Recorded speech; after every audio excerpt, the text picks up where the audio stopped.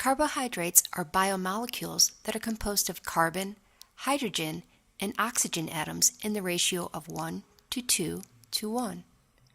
We can represent the proportion of these elements within carbohydrate molecules with the formula CH2O.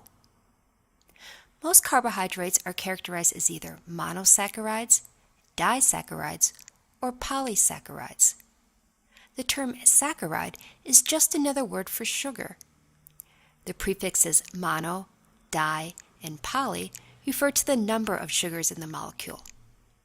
Mono means one, so a monosaccharide is a carbohydrate made of 1 unit of sugar. The prefix di means two, so a disaccharide is a carbohydrate made of 2 units of sugar. And poly means many, so a polysaccharide is made of many sugar units bonded together. Let's talk about monosaccharides first. Monosaccharides are the building blocks, or monomers, of all carbohydrates.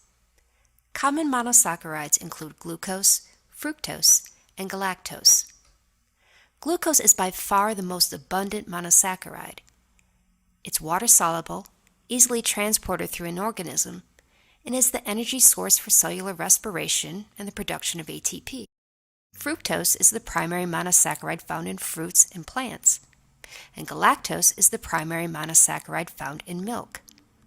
All of these monosaccharides are 6 carbon sugars with the chemical formula C6H12O6.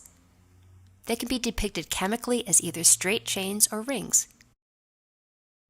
Disaccharides are formed when monosaccharides are joined together through dehydration reactions, forming what are called glycosidic linkages. Common disaccharides include maltose, which is made up of 2 glucose molecules, sucrose, also known as table sugar, which is made up of glucose and fructose, and lactose, or milk sugar, which contains glucose and galactose. Polysaccharides are formed when glucose monomers link together to form long chains. These long chains of glucose units are ideal for storing energy. The chains can be straight or branched. Plants store energy in the form of amylose, which has straight chains, or amylopectin, which is branched.